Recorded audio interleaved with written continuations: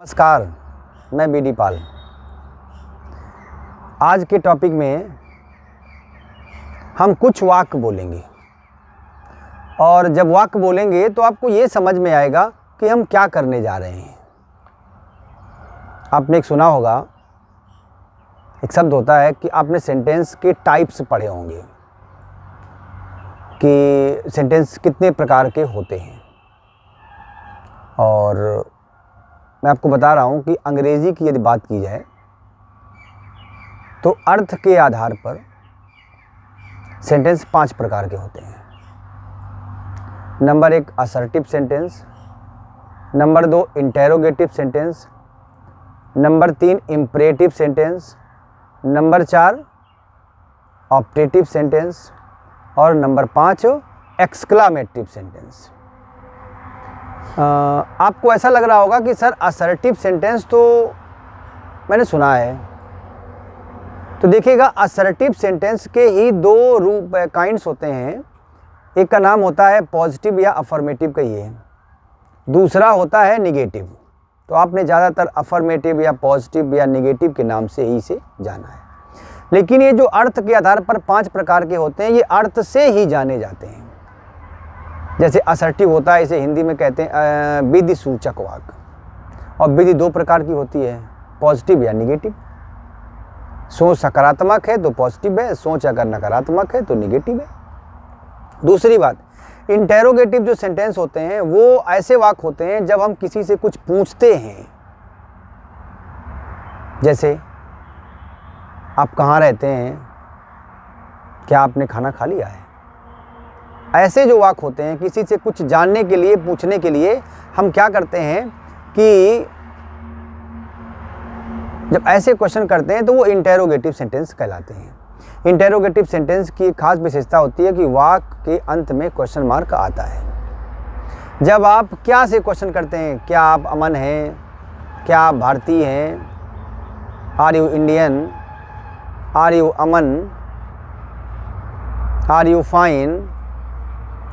तो ऐसे जो सेंटेंस होते हैं इनका जब हम आंसर देते हैं, रिप्लाई देते हैं, तो यस या नो में ही जवाब देते हैं। लेकिन जब हम क्वेश्चन करते हैं कैसे, आप कहाँ रहते हैं, तो हमें कहाँ का जवाब देना होता है। Where do you live, sir I live at Jainpur. ऐसे आप जवाब देते हैं। इसके बाद क्या होता है, जो इम्परेटिव सेंटेंस होते हैं उन्हें हम आज्ञावाचक कहते हैं। उन्हें उसमें ऐसे वाक्यों में आज्ञा दी जाती है, सलाह दी जाती है, परामर्श दिया जाता है, सुझाव दिया जाता है, मना किया जाता है, कहा जाता है। और आप देखिए, सरकार भी जो निर्देश देती है या जो टीचर्स हमें बताते हैं वो सारे वाक्य इम्परेटिव ही होते हैं। जैसे आपने देखा होगा कि जब ट्रक गुजरता है, जो गैस का ट्रक होता है, उसमें लिखा होता है बनाइए खाना परोसिए प्यार, कुक फूड सर्व लव। ट्रक के पीछे देखा होगा आपने लिखा होता है वेट फॉर साइड, जगह मिलने पर पास दिया जाएगा। या उसी ट्रक के पीछे एक और चीज़ लिखी होती है, क्या, प्लीज ब्लो हॉर्न, सीटी बजाइए। या लिखा होता है यूज डिपर एट नाइट, रात में डिपर का प्रयोग करें, हॉर्न ना बजाएं। सड़क कहीं निर्माणाधीन होती है, लिखा होता है प्लीज गो स्लो, कृपया धीमे चलें। तो जो ऐसे वाक्य होते हैं जहाँ पर भी क्या लिखा होता है डू नॉट स्पिट हियर, यहाँ मत थूकें, जितने भी ऐसे वाक्य होते हैं वो सारे इम्परेटिव होते हैं। अब हम बात करते हैं कि असर्टिव की बात की, इंटेरोगेटिव की बात की, अब बात कर रहे हैं आपकी क्या, इम्परेटिव। इम्परेटिव की जब आगे बढ़ते हैं तब आता है ऑप्टेटिव या एक्सक्लामेटिव। एक्सक्लामेटिव सेंटेंस जो है, पिछले मैंने 2 वीडियो में पढ़ाया था, उसमें बताया था आपको। एक्सक्लामेटिव सेंटेंस जब भी हमारी आंखें कोई असामान्य घटना को देखती हैं जो हमें अचंभित करती है, तब हमारा जो सेंटेंस होता है वो कितना या कितने से प्रारंभ होता है। कितना मोटा आदमी, how fat the man is, कितना बोलते हो,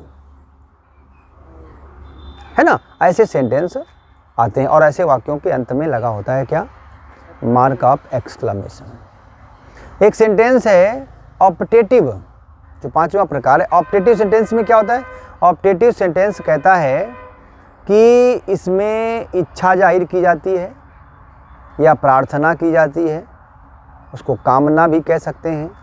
या फिर ऐसे वाक्यों में अभिशाप दिया जाता है। अब आप कहेंगे सर इच्छा क्या होती है? ईश्वर करे आप परीक्षा में सफल हो, या ईश्वर करे आपकी आयु लंबी हो। अब ये कहें ईश्वर आपको शक्ति प्रदान करे, तो ये प्रार्थना हो गई, ठीक है। और अगर आपको अभिशाप की बात की जाए तो लोग कहते हैं भगवान ये सारे बच्चे फेल हो जाएं। इसका मतलब क्या है? भगवान इन सारे बच्चों को क्या कर देना? फेल कर देना। इसके बाद जब हम आगे बढ़ते हैं तो देखिए अर्थ के आधार पर 5 प्रकार से हो गए।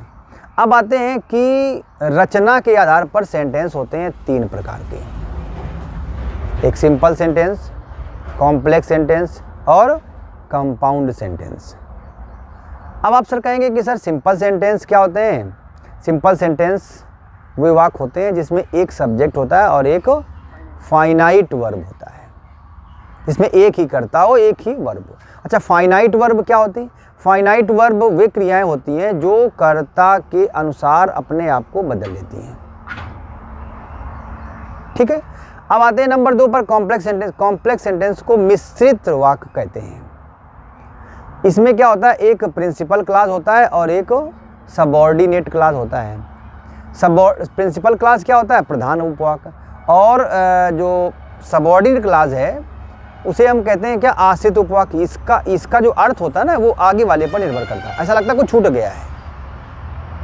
तीसरे ये बात पे आते हैं, तब आता है कंपाउंड सेंटेंस। कंपाउंड सेंटेंस में एक प्रिंसिपल क्लास होता है और एक आपका होता है कोऑर्डिनेट क्लास। तो जो कोऑर्डिनेट क्लास होता है वो समान पदी उपवाक्य होते हैं, जैसे कि भगवान ने गांव बनाए और मनुष्य ने शहर बनाए। कॉम्प्लेक्स की बात करें तो कॉम्प्लेक्स सेंटेंस में क्या होता है कि आई नो, मैं जानता हूँ, और वेयर यू लिव, कि आप कहाँ रहते हैं। सिंपल की बात करें तो मैं आपका निवास स्थान जानता हूँ, या मैं आपका गांव जानता हूँ। तो जैसे मैंने आपसे कहा कि मैं आपका गांव जानता हूँ, आई नो योर विलेज, या मैं जानता हूं कि आपके गांव का क्या नाम है। ये कॉम्प्लेक्स हो गए। तो आज हम बात करेंगे आपसे इस टॉपिक में कि सिंपल सेंटेंस के बारे में। तो देखिए, सिंपल सेंटेंस वे वाक्य होते हैं जिसमें एक सब्जेक्ट और एक फाइनाइट वर्ब होता है। अब आप जानते हैं सिंपल मीन्स क्या होता है? सरल, और सरल मीन्स क्या होता है? इजी। ये जितना आपको इजी लगते हैं ना, आप ज़्यादातर इनका प्रयोग करते हैं बहुत कम। मतलब ज़्यादातर तो लोग समझते हैं कि हम सिंपल का प्रयोग करते हैं, लेकिन ऐसा होता नहीं है। ज़्यादातर लोग जब बोलचाल की भाषा में बात करते हैं तो वो लंबे लंबे वाक्य बोलते हैं, और लंबे जितने भी वाक्य होंगे जहाँ पर भी बीच में नहीं, हम जानते हैं कि तुम क्या कर रहे हो, हम जानते हैं कि आप क्या कर रहे हैं, तो की आ गया।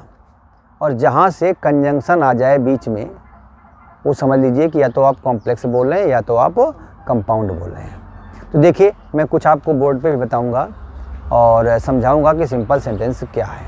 देखिए बोर्ड, देखिए मैंने आपको लिखने की वजह से सुविधा अनुसार मैंने बोर्ड पे लिखा है सिंपल सेंटेंस। सिंपल सेंटेंस किससे बनता है? जिसमें एक सब्जेक्ट हो। यहाँ पर अगर हम चाहें तो यहाँ लिख दें क्या कि एक सब्जेक्ट हो और एक फाइनाइट वर्ब हो। क्या हो भैया? एक सब्जेक्ट हो और एक फाइनाइट वर्ब हो। दूसरी बात, अब हमने लिखा है कि सब्जेक्ट क्या होता है। देखिए, सब्जेक्ट इंग्लिश का वह भाग होता है, या इंग्लिश सेंटेंस का कोई भी सेंटेंस होता है उसका वह भाग होता है जिसके संबंध में हम बात करते हैं। जैसे यहाँ पे लिखा हुआ है Ram does his work, Ram does his work, Ram अपना कार्य करता है। तो हमने देखो यहाँ पर एक ये एरो बनाया है, we are talking about Ram, we are talking about Ram, हम राम के बारे में बातें कर रहे हैं। इसका मतलब है कि who is subject, Ram is subject. और आपको बता चुके हैं एक वीडियो में कि सब्जेक्ट वह होता है जिसके जो करने वाला होता है, डूअर होता है। जैसे वी आर टीचिंग तो we are subject, you are listening तो you are subject, they are talking तो they are subject, the father is reading the newspaper, the father is subject. भाई who is doing the work, who is doing the work, काम कर कौन रहा है, और who is doing the work, और that is subject, मतलब doer. Understand.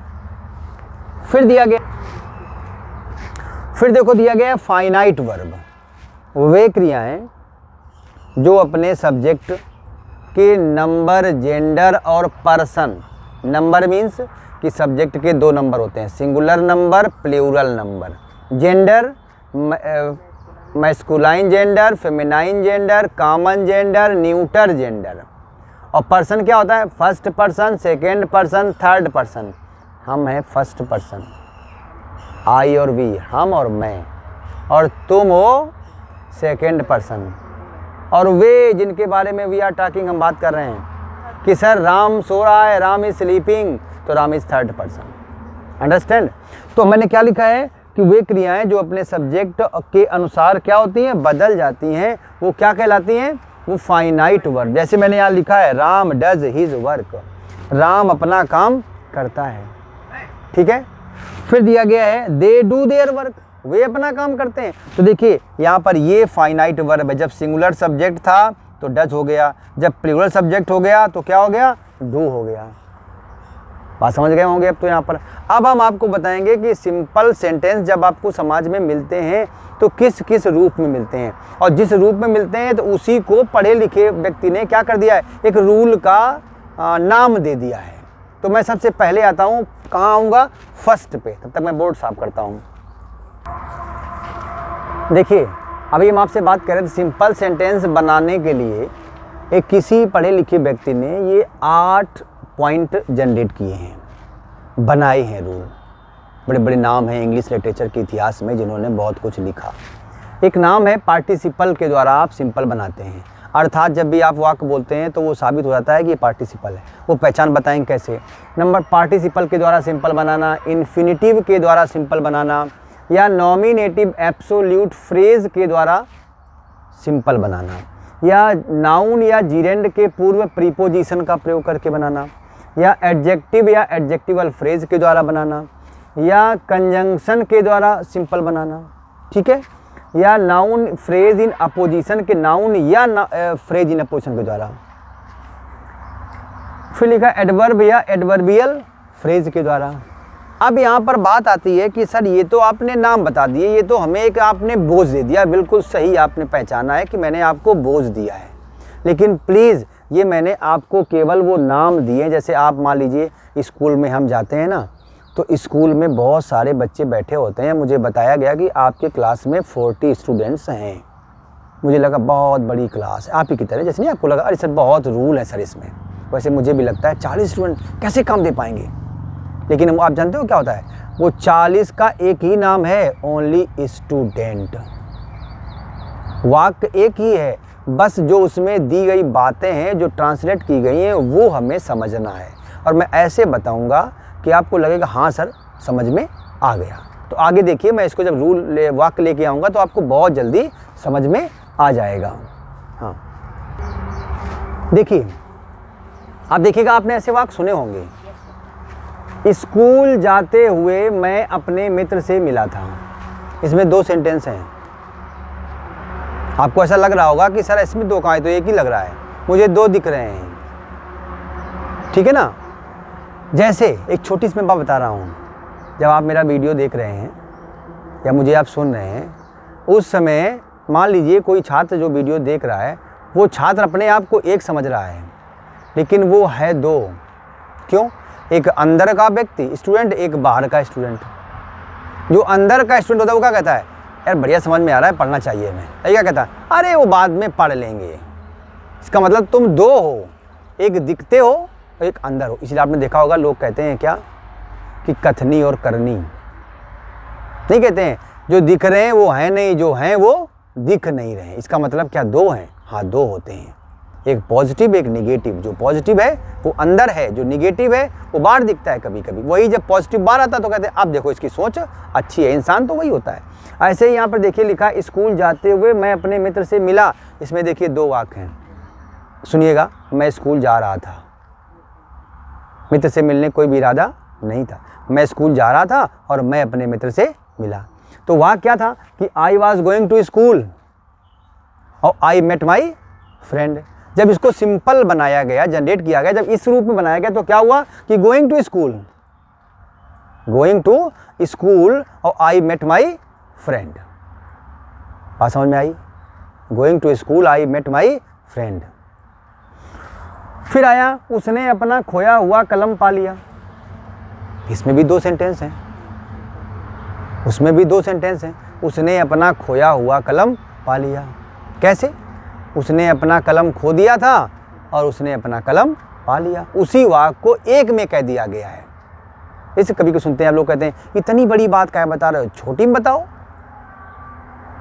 तो क्या होता है कि आई, देखिए क्या लिखा हो, उसने अपना खोया हुआ कलम पा लिया कि ही फाउंड और हिज लॉस्ट पेन। तो ही लॉस्ट हिज पेन और ही फाउंड हिज पेन। बात समझ में आई कि नहीं आई? फिर दिया गया है खाना खाकर वे खेलने चले गए। इसमें भी 2 वाक्य हैं। उन्होंने खाना खाया था और वे खेलने चले गए। तो क्या हो जाएगा कि दे टुक फूड और दे वेंट टू प्ले। तो यहां पर क्या दिया हुआ है कि हैविंग ईटन फूड। अब देखिए, अगर आप बोर्ड पे देखेंगे तो सारे वाक्यों का हम कैसे बनाएंगे। देखिए, पहला जो वाक्य हमारा बनेगा वो क्या बनेगा कि going to school, going to school और आई मेट माई फ्रेंड। तो यहां पर क्या हुआ, ये है हमारी पार्टिसिपल। ठीक है, और जहां पर आईएनजी फॉर्म मिलता है उसका नाम दिया गया है कि प्रेजेंट पार्टिसिपल फॉर्म। और दूसरा वाक्य जब बनाएंगे तो क्या बनेगा कि he found his last pen. आप यहां पर देखिएगा, ये जो लास्ट है ये 3rd फॉर्म है। कौन सा फॉर्म है? ये वर्ब का 3rd फॉर्म है। और ये साबित करता है क्या, देखिए प्रेजेंट पार्टिसिपल में वर्ब के 1st फॉर्म में आईएनजी लगाने से बनते हैं। जो पास्ट पार्टिसिपल होता है वो वर्ब के 3rd फॉर्म से बनता है। अब आप याद करिए, मैंने जब एक वीडियो में बताया था आपको कि जो वर्ब होते हैं उनके 4 फॉर्म होते हैं। फर्स्ट का नाम होता है प्रेजेंट टेंस फॉर्म, दूसरे का नाम होता है पास्ट टेंस फॉर्म, तीसरे का नाम होता है पास्ट पार्टिसिपल फॉर्म और चौथे का नाम होता है प्रेजेंट पार्टिसिपल फॉर्म। तो वर्ब का जो 4th फॉर्म होता है वो प्रेजेंट पार्टिसिपल बनाता है। जो वर्ब का 3rd फॉर्म होता है वो पास्ट पार्टिसिपल बनाता है। तो देखिए यहाँ पर ही देखिए, ये आ गया, ये आपका पास्ट। इसको हम क्या लिखेंगे, इसका नाम देंगे पास्ट पार्टिसिपल फॉर्म। और जो तीसरा सेंटेंस है, वो क्या दिया गया है मालूम है, खाना खाकर वे खेलने चले गए। तो यहां पर क्या आएगा कि हैविंग ईटेन फूड, और फिर क्या होगा, और दे वेंट और टू प्ले। वो कहाँ चले गए, दे वेंट टू प्ले, वो खेलने चले गए। अब यहाँ पर आता, देखिए ये बना हुआ है आपका, अगर हैविंग के पश्चात वर्ब का 3rd फॉर्म आ जाए तो समझिए इसका नाम दिया गया है क्या, परफेक्ट पार्टिसिपल। क्या नाम दिया गया है, परफेक्ट पार्टिसिपल। तो देखिए 3 पार्टिसिपल मिले हमें, कौन से, प्रेजेंट पार्टिसिपल, पास्ट पार्टिसिपल और परफेक्ट पार्टिसिपल। बात समझ में आ गई। और जो प्रेजेंट पार्टिसिपल होता है वो ये वर्ब के 1st फॉर्म में आईएनजी लगाने से बनता है। हिंदी में क्या मिलेगा कि करके या हुए। देखिए यहाँ पर हिंदी मैच कर जाएगी, लेकिन घटना समझना, जब एक कार्य होते होते और दूसरा कार्य बीच में शुरू हो जाए, और इस घटना को आपसे ज़्यादा कोई बढ़िया जानता नहीं है। जैसे, ध्यान सुनना कैसे, पढ़ते पढ़ते मैं सो गया, रोते रोते बच्चा सो गया, खेलते खेलते मैं थक गया। तो थकने के लिए थोड़ी खेल रहे थे, वो तो खेलते खेलते हम क्या हो गए, थक गए। फिर यहाँ पे क्या दिया गया है, उसने अपना खोया हुआ कलम पा लिया। इस वाक्य में क्या लगता है, इस वाक्य में लगता है एक घटना पहले हो गई थी, इसके बाद में दूसरा जो है क्या हुआ है, अब बताया गया। जैसे मान लीजिए पहले कलम खो गया था, अब हमने पा लिया है। जैसे मेरे पास एक फटी शर्ट है, तो शर्ट तो है लेकिन कैसी है, तो पहले फट गई थी, ठीक है ना। इसमें क्या हुआ, एक कार्य होते होते दूसरा कार्य होता है। इसमें क्या होता है, एक कार्य पहले हो चुका होता, उसी की सूचना दी जा रही है। ये जो परफेक्ट पार्टिसिपल ये है तो क्या कहता है, ये कहता है कि जब एक कार्य पूरा हो चुका होता है, इन दोनों को गौर से देखो तो हिंदी मैच करेगी, खाना खाकर और बाजार जाकर, या बाएं मुड़कर। बाएं मुड़कर मैंने एक घटना देखी, तो बाएं मुड़कर क्या है कि बाएं तो हम मुड़े थे, घटना नहीं देखनी थी, मैं घटना तो अचानक मिल गई। लेकिन जहाँ पर ये कहते हैं खाना खाकर मैं स्कूल चला गया, वहाँ पर क्या हुआ, ऐसा तो है नहीं कि खाना खाते जा रहे हो स्कूल जाते जा रहे हो, एक साथ दो कार्य नहीं चल सकते हैं। जब एक कार्य पूरा हो जाएगा तब दूसरा कार्य प्रारंभ होगा। यानी कमरा साफ करके और मैं ऑफिस चला गया, तो जब कमरा साफ करते करते जा रहे थे क्या, तो जब एक काम पूरा हो जाए फिर दूसरा कार्य प्रारंभ हो, तो उसे क्या कहते हैं, वो परफेक्ट पार्टिसिपल होता है। जब एक कार्य हो चुका होता है, उसके बारे में बताया जा रहा था कि अब क्या हुआ, तो वो होता है पास्ट पार्टिसिपल। और याद रखिएगा, जो पास्ट पार्टिसिपल की एक बड़ी पहचान है, जितने थर्ड फॉर्म है उसमें उनको बोलते जाओ निकलता है। खोया हुआ, मरा हुआ, मुरझाया हुआ, सोया हुआ, पड़ा हुआ, टूटा हुआ, है ना, ये सारे क्या हैं, ये पास्ट पार्टिसिपल हैं। प्रेजेंट पार्टिसिपल में क्या, खाते हुए, सोते हुए, रोते हुए, पढ़ते हुए, है ना, ये सारे प्रेजेंट पार्टिसिपल हैं। और जब परफेक्ट पार्टिसिपल में तब क्या होगा कि खाना खाकर और पढ़कर और सोकर और लड़कर, है ना भैया, डांट खाकर, तब मैं क्या हुआ, इसके बाद मैंने, तो जब ऐसे वाक्य आएंगे तो हैविंग प्लस वर्ब का थर्ड फॉर्म, ठीक है। जब पास्ट पार्टिसिपल होगा तो third form plus noun, present participle होगा तो उसमें क्या करेंगे, आईएनजी फॉर्म से बनाएंगे। मेरी बात आपको समझ में आई होगी। मैंने ये टॉपिक लास्ट में आते आते जो पार्टिसिपल हैं कि पार्टिसिपल 3 प्रकार के होते हैं। जो प्रेजेंट पार्टिसिपल है, ये वर्ब के फोर्थ फॉर्म में आईएनजी लगाने से, सॉरी, वर्ब के फर्स्ट फॉर्म में आईएनजी लगाने से बनता है। इसमें क्या होता है, एक कार्य चल रहा होता है, दूसरा कार्य उसी में स्टार्ट हो जाता है बीच में। जो पास्ट पार्टिसिपल है, इसमें एक कार्य हो चुका होता है, उसका अब जो है बताया जा रहा है कि इसकी क्या आवश्यकता है। कहते हैं कि एक मैंने गिरा हुआ पेड़ देखा, तो पेड़ तो गिर गया था, अब मैंने देखा उसको, ठीक है ना। और जो तीसरा पार्टिसिपल है उसका नाम है परफेक्ट पार्टिसिपल, ये हैविंग प्लस वर्ब के थर्ड फॉर्म से बनता है। और जो पार्टिसिपल होते हैं ये सदैव बनते तो वर्ब से हैं, लेकिन काम करते हैं ये एडजेक्टिव का, इसीलिए इन्हें जानते हो क्या, इन्हें डबल पार्ट ऑफ स्पीच भी कहा जाता है। कि जो बने किसी से, काम करें किसी का। फिल्मों में देखा होगा आपको कि एक हीरो का वही पिता बना है और वही जो है बेटा बना है, ठीक है ना। तो ये डबल रोल होता है। तो इसीलिए आप देखिए, इसको डबल पार्ट ऑफ स्पीच भी कहा गया है, इसको नॉन फाइनाइट्स भी कहा गया है। नॉन फाइनाइट्स क्यों कहा गया है, क्योंकि नॉन फाइनाइट्स माने होता है जो वर्ब से बनते हैं लेकिन वर्ब का काम नहीं करते हैं। तो और जब कोई पूछे पार्टिसिपल क्या होते हैं, तो कहते हैं पार्टिसिपल वे शब्द होते हैं जो वर्ब से बनते हैं लेकिन काम एडजेक्टिव का करते हैं। इन्हें डबल पार्ट ऑफ स्पीच कहा जाता है, या इन्हें आप नॉन फाइनाइट्स भी कहते हैं।